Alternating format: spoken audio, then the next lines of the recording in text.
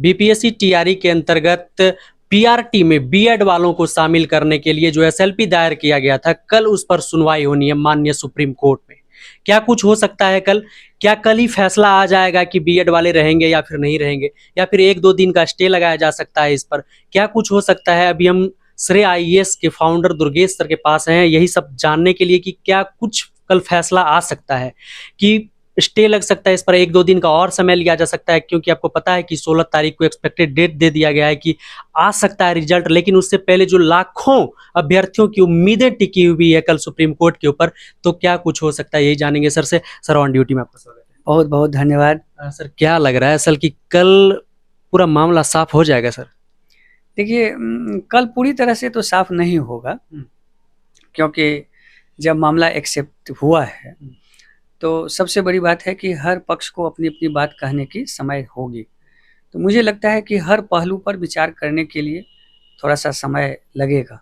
तो इसलिए हो सकता है कि एक हियरिंग इस पर और हो, और 1 से 2 कल या अगले डेट में इसकी निर्णय हो जाएगी। और जैसा कि आप लोगों को भी पता है कि जो है आयोग ने जो है सो 16 तारीख को जो है सो एक्सपेक्टेड डेट रखे हैं, उसमें जो ऊपर नीचे हो, तो मुझे लगता है कि उससे पहले जो है इस पर निर्णय आ जाएगी। अच्छा सर, कल लगभग बहुत कम चांस है, क्योंकि स्टेट ऑफ बिहार का पक्ष दलील सुनी जाएगी, फिर बीएड वालों के साथ, फिर डीएलएड वालों के साथ, तो सर थोड़ा सा वक्त लग सकता है इसमें, इसीलिए सर कम चांसेस। बिल्कुल बिल्कुल कम चांस है, क्योंकि तीनों पक्ष हैं, सब अपने अपने दलील रखेंगे और सबकी बातों को सुनने के लिए समय लगेगा, और इसलिए कल का चांस तो बहुत कम लग रहा है कि कल कोई फैसला आएगा। लेकिन मुझे लगता है कि अगले डेट तक इसका जो है सो फैसला हो जाएगी, चूँकि सरकार भी चाहती है कि जल्दी से जल्दी रिजल्ट हम दें, और इसीलिए माननीय सुप्रीम कोर्ट से आग्रह है कि वो जल्दी से जल्दी जो है इस पर अपना फैसला दें।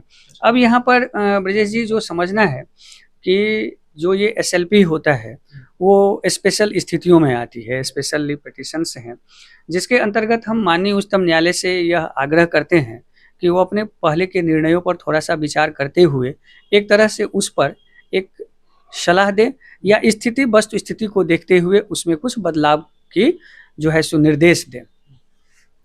तो अगर मान लीजिए कि इसके अंतर्गत आप देखेंगे तो सरकार यह चाह रही है कि बीएड वाले को जो है सो एक मौका दिया जाए, और इसी उद्देश्य से जो है बिहार सरकार जो है सो इसको सुप्रीम कोर्ट में ले गई है, और जिससे कि बीएड वाले को जो है अधिक से अधिक मौका मिल सके। लेकिन अगर वस्तु स्थिति को अगर देखा जाए तो एसएलपी में क्या होता है कि कई बार नहीं बल्कि अधिकांश बार वही फैसले आते हैं जो माननीय उच्चतम न्यायालय पहले दे चुके होते हैं। सर फैसले तो सभी कह रहे हैं कि अपने पूर्व फैसले पर कायम रहती है, लेकिन सर जो दलीलें कल पेश की जाएगी, तो क्या लग रहा है सर, बीएड वालों का पक्ष कितना मजबूत है या फिर डीएलएड वाले आगे निकल रहे हैं? देखिए, अगर मान लीजिए कि कहा जाता है, हमारे यहाँ एक जो है सो व्यवस्था है, संवैधानिक व्यवस्था है, कि हमारे जो माननीय उच्चतम न्यायालय जो होते हैं उनके जो निर्णय होते हैं वो कोर्ट ऑन रिकॉर्ड होता है। तो उस स्थिति में उनके जो निर्णय होते हैं वो सभी भारत के अंतर्गत न्यायालयों में एक साक्ष्य के रूप में भी काम करने लगता है। तो उस स्थिति में अपने पहले के निर्णय को आधार लेकर के, चूँकि जिस तरह से बीएड वाले को पहले हटाया गया है 1 से लेकर 5 तक के लिए, तो उसी आधार पर जो है सो आपको डीएलएड वाले का आधार बनेगा। बीएड वाले का जो अभी जो आधार है वो केवल बिहार सरकार के परिप्रेक्ष्य में है, और वो आधार ये है कि चूंकि हमने इस निर्णय से पहले वैकेंसी ले आई थी, और इसलिए हमें माननीय उच्चतम न्यायालय से निवेदन है, आग्रह है कि हमें इस बार के लिए मौका दिया जा सके। इसके अलावा जो है बीएड वाले के पास कोई विशेष जो है सो आधार नहीं है। अगर संवैधानिक तरीके से देखा जाए, व्यवस्थागत रूप से देखा जाए, तो इसमें और कोई बीएड वाले के लिए कोई आधार नहीं है कि वो जो है सो इसमें विशेष दावा कर सकते हैं।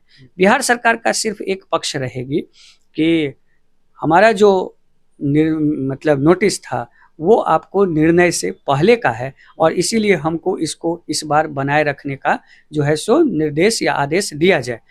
दूसरी बात, बीएड वाले का जो तर्क होगा वो तर्क ये होगा कि सामान्य रूप में जो आदमी बीएड किया हुआ है उसको सभी तरह की चीज़ों को पता होता है। तो अगर डीएलएड वाले अगर 1 से लेकर 5 तक को अच्छे से पढ़ा सकते हैं, तो बीएड वाले भी अच्छे से पढ़ा सकते हैं। उस चीज़ों को समझने के लिए ब्रजेश जी आप ऐसे समझ सकते हैं कि जैसे कि मान लीजिए कि कोई आदमी अगर डॉक्टरी की पढ़ाई करता है और वो अगर डीएम बनता है, किसी भी विषय में स्पेशलिस्ट बनता है, लेकिन उसको एमबीबीएस अगर है तो सब कुछ का पता होता है। मान लीजिए सामान्य जो उपचार है वो तो कर ही सकता है। तो उस स्थिति में बीएड वाले का तर्क यही हो सकता है कि चूंकि डीएलएड वाले अगर अच्छे से पढ़ा सकते हैं तो हम तो उनसे विशेष अनुभव वाले हैं, इसलिए हम उनको और अच्छे से पढ़ा सकते हैं। लेकिन माननीय उच्चतम न्यायालय ने इन सारी दलीलों को खारिज कर चुके हैं, इसीलिए बीएड वाले का जो पक्ष है वो थोड़ा सा ये है, तो एक तरह से आप समझिए कि वो मर्सी पर है। माननीय उच्चतम न्यायालय के मन में अगर बैठ गए और बिहार सरकार अगर माननीय उच्चतम न्यायालय को कन्विंस करने में सफल रह पाई तो मान लीजिए कि फैसला उनके पक्ष में आ सकता है, नहीं तो उसकी उम्मीद थोड़ी सी कम है। अच्छा सर, कितने % चांसेस लग रहे हैं कि बीएड वाले को हो जाएंगे? 1, 2, 10, 20 कितने %? देखिए उम्मीद कम है, क्योंकि अधिकांश जो ऐसे पिटीशन होते हैं, इस पिटीशन में आपको माननीय उच्चतम न्यायालय अपने पहले के फैसले पर ही कायम रहते हैं।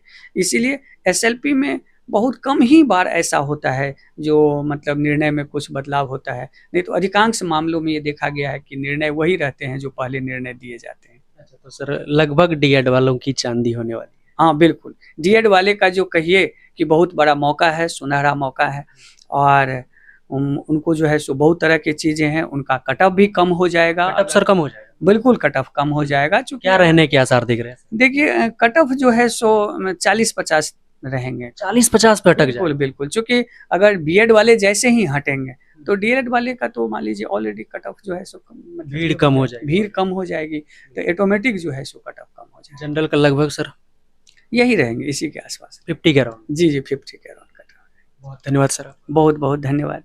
हमारे साथ श्रेय आईएएस के फाउंडर दुर्गेश सर थे, जिन्होंने बताया कि क्या कुछ हो सकता है कल सुप्रीम कोर्ट में और किसका पक्ष मजबूत है, अगर मजबूत है तो क्यों है, नहीं है तो क्यों नहीं है। सर ने हर पहलू को आपके सामने पानी की तरह साफ करने की कोशिश की। होप कि सेशन पसंद आया होगा। क्या आप भी डीएलएड के अभ्यर्थी, क्या आप भी बीएड के अभ्यर्थी? अपनी उपस्थिति कमेंट बॉक्स में जरूर दर्ज कीजिएगा। मिलेंगे आपसे एक और हेल्पफुल सेशन में। जय हिंद।